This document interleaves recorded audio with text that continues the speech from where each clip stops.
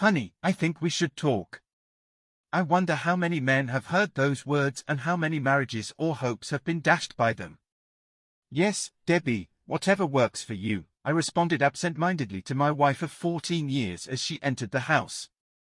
I barely glanced up. And who's this young man with you? I asked, finally noticing the stranger standing beside her. Well, Charlie, she began, her voice carrying a hint of hesitation, this is Michael. He's the one I need to talk to you about.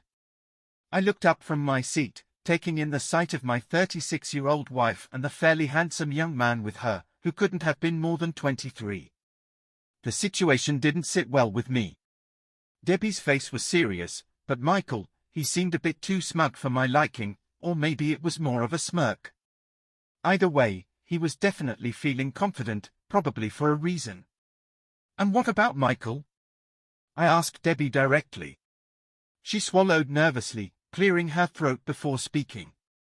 Charlie, you have to admit, the sex between us hasn't been great lately. I can't believe you're saying that, Debbie, I pleaded. Come on, now. Honey, she pressed on, you know just as well as I do that things haven't been all that exciting between us. Not very exciting? What exactly do you mean by that? Well, she said softly, I'm not sure you've been giving me everything I need. And how would you know that? I demanded. You haven't even bothered to have sex with me for the last 6 weeks? How could you say things haven't been good?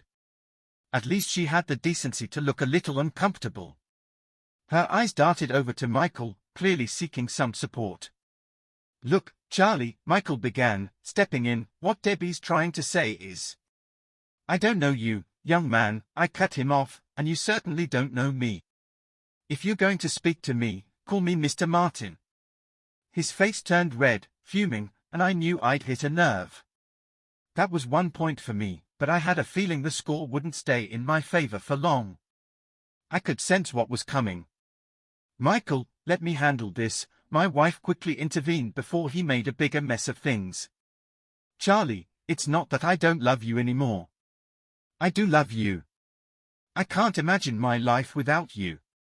So, you're not saying you've fallen in love with someone else? I pressed. No, of course not, she replied, but then added, well, not exactly. Her eyes pleaded with me, hoping I'd understand, and I motioned for her to continue. I don't want anything to change between us, honey. I still love you as much as I did when we got married. But spiritually, I feel like I've grown more than you have. I just need a little space to figure things out, you know, to find myself. She stopped, giving me a hopeful smile, clearly wanting me to agree. By find yourself, Debbie, I ventured, nodding thoughtfully, you mean being free to spend time with Mickey here? Michael stiffened at being called Mickey, but wisely stayed quiet, knowing I was pushing his buttons. Don't be crude, honey, Debbie scolded. That's not becoming of you. I thought you'd be more understanding of my needs. And what exactly would you call it, then? I asked. Well, it's more of a meaningful connection, she explained. It's like an expansion of my soul, my being. Like a spiritual awakening and cheating on me kind of expansion. Debbie sighed deeply, looking at me like I was a difficult child throwing a tantrum. Charlie, you're not making this easy for me. Sorry, honey, I muttered, I wouldn't want to complicate things for you while you're off finding yourself. That's okay, she said graciously, accepting my apology. But you haven't said what you want yet, Debbie, I pointed out, catching her off guard. I think you know what I want, she insisted. Spell it out, I demanded.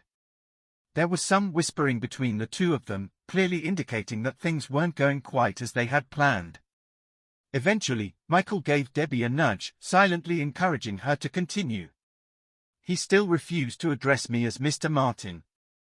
Well, Charlie, she began hesitantly, what we thought is that you and I could carry on as before, but I'd be free to go out with Michael, you know, 2 or 3 times a week. You'd barely even notice a difference, honey. I promise. And you think that would be best for both of us? I asked, incredulous. Yes, I do, she said with conviction. Michael and I have thought it through. I might not be home some evenings, but I'll always be here for breakfast. That last part caught my attention, since I was the one who usually made breakfast. Not much of an effort on her part, I thought. And then you'd be able to find yourself, would you? I asked. Yes, she agreed, with Michael's help, and yours, of course, Charlie. I'm sure I could finally expand my horizons, just like I've always wanted. What a load of nonsense.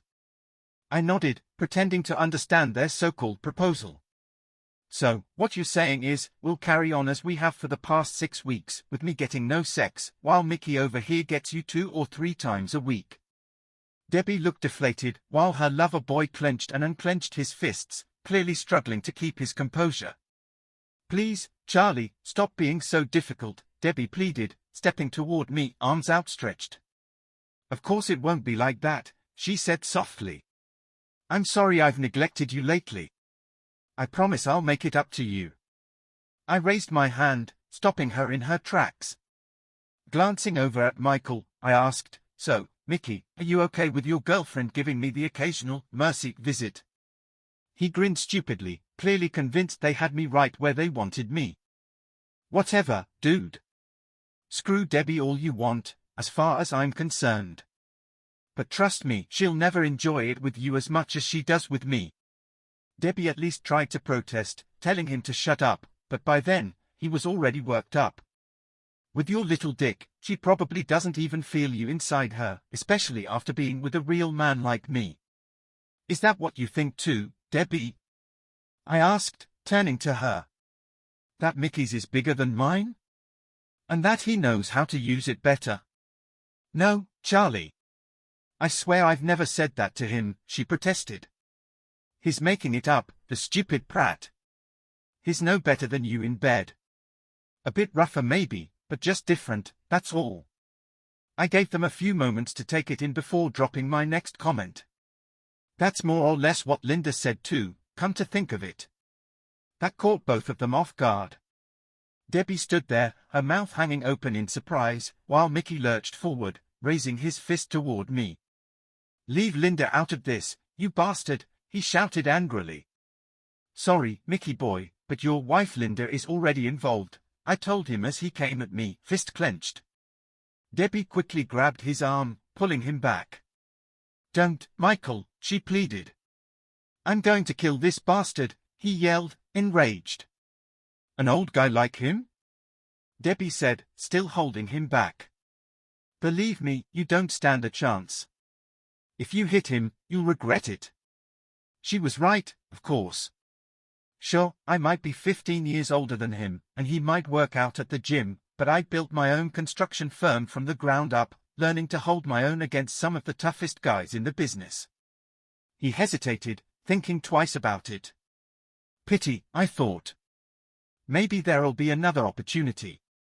So why are you dragging Michael's wife into this affair? My loving wife finally asked. There's no need to involve her. Not me, I responded.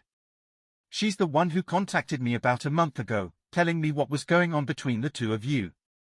Debbie looked shocked, but Mickey boy looked absolutely stunned. He hadn't had a clue, not even the slightest idea. God, this was starting to feel good, 2-0. There was a tense silence as we all stared at each other, waiting for someone to speak first. Once again, Debbie broke it. Are you admitting to me, Charlie, that you've actually had sex with Linda? If you mean making love, I said with delight, then yes. It started as revenge about 4 weeks ago, but I'm happy to say it's become much more than that. You lying bastard. Mickey boy jumped in.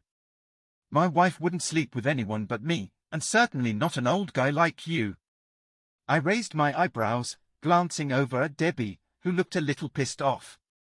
We were both about the same age, so what did that say about her? Poor old cow. You want proof, Mickey? I taunted. You want me to describe her special rose tattoo and exactly where it is? Or should I imitate the way she cries out, oh yes, oh yes, oh yes, when she orgasms? If looks could kill, I'd be dead by now. At that moment, Mickey knew for certain that not only had I seen his sexy 21-year-old wife naked, but I'd also pleased her. I added insult to injury, saying, I've never known a girl get so worked up just by tweaking her nipples. And, boy, does she love sucking me off. Liar, he shouted. Linda doesn't do that. Not for you, anyway. I convinced her how much fun it could be. I continued taunting him. She loves it. You should have spent more time experimenting with her instead of screwing my wife. I'm going, he yelled, angrily shaking Debbie's hand off him. I'm going to deal with that bloody wife of mine. Hang on, Mickey, I called after him, pulling a key from my pocket. Unless you've got a key like this, you won't be able to get into your house.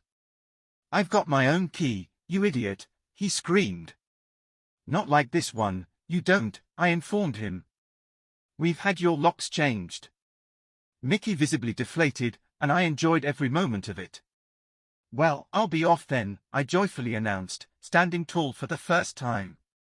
If you need me, you know where to find me. What about your stuff, Charlie? Debbie called out, tears starting to stream down her cheeks. You can't just walk out on me, honey. Oh, but I can, darling, I told her. Everything I want is either already at Linda's place or packed in my car. Maybe that'll give you some extra space to expand into, honey. Debbie frantically looked around the room, finally noticing some of my things were missing. She burst into tears, trying to rush into my arms, but I held her back. Calmly, I told her she could keep the house and her car, and that my lawyer would be in touch about the rest. But how will I live, Charlie? She sobbed pitifully. You've got your part-time job, Debbie, I reminded her. And maybe Mickey here will support you, although it might be tough, since Linda's dad is firing him tomorrow morning. I walked to the front door, looking back at the pair of them, noticing how different they looked compared to the confident, smug expressions they had worn just half an hour ago. Bye, Mickey, I called out as I left the house. Nice to have met you. Bye, Debbie. Thanks for everything. It's been nice knowing you. Game over, 3-0. I didn't look back as I closed the door behind me, but as I walked down the path to my car, I could hear the two of them shouting and screaming at each other. I knew it would cost me about $100,000 to get rid of Debbie, but this wasn't her first time being unfaithful, and frankly, my feelings for her were long dead. Besides, trading in a 36-year-old, even one in decent condition, plus $100,000, for a low-mileage 21-year-old in pristine shape seemed like a pretty good deal to me. The fact that she was a wildcat in bed, head over heels in love with me, and that her dad was a multimillionaire only sweetened the deal. What a laugh. What's your opinion about it? Thanks for joining us for another tale where revenge is served hot.